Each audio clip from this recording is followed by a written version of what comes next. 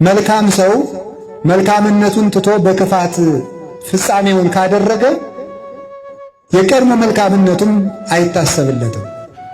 ምሕረቱ ፍርዱን እንደማይቃወም ፍርዱ ምሕረቱን አይቃወምምና፣ ስለዚህ ሰው ሁሉ ባለበት ይሄዳል።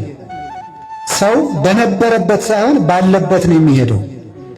ትናንት የገነት የነበረ ሰው ዛሬ የሲኦል ከሆነ ያለበትን ጎዳና ተከትሎ ወደሚመራው ርስት ይገባል።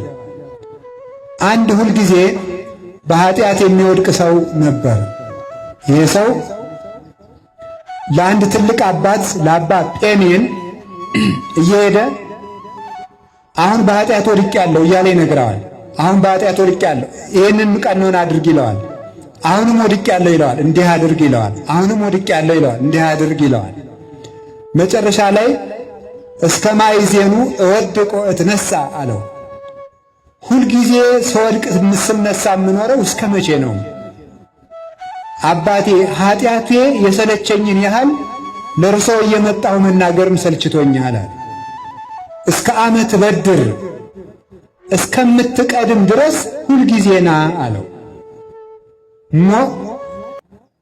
ሞትን ወይም ደግሞ ዲያብሎስን በሞት ኃጢአትን በስሬት እስከምትቀድማት ድረስ ሁልጊዜና፣ ዲያብሎስን በሞት ኃጢአትን በስሬት እስከምትቀድማት ድረስ ሁልጊዜና። እስመ ኩሉ ሰብ በዘሃሎ ይሐውር፣ ሰው ሁሉ ባለበት ይሄዳልና አለው። ባለበት ይሄዳልና ማለት ዛሬ ወድቀህ በወደቅክበት ከሄድክ ሲኦል ትገባለህ።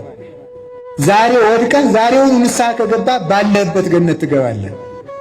ስለዚህ ባለህበት እንዳትገኝ መልካም ሆነህ እንድትገኝ መውደቁን ካላቆምክ ወድቀህ እንኳን ወዲያው ተነስ ብሎ ይህን ነግሮታል። እግዚአብሔር ካልሰለቸ አንተ ወደ እግዚአብሔር መምጣትን ስለምትሰለቻለህ ብሎ ነግሮታል። እና ሰው ሁሉ ባለበት ነው የሚሄደው። እና መልካም ሰው የሚባለው በጀመረበት የሚጨርስ ነው። እኛ ዛሬ ትናንት የተነጋገርነውን ዛሬ አንደግመው። ትናንት ቃል የገባነውን ዛሬ እናፈርሰዋለን። ዛሬ ያፈረስነውን ነገ እንሰራዋለን። የእኛ ነገር ትናንት ያመሰገንነውን ዛሬ እንነቅፋለን። ትናንት የነቀፍነውን እናመሰግናለን። ትናንት ምን የእኛ መቼም የሚጨበጥ ነገር የለንም።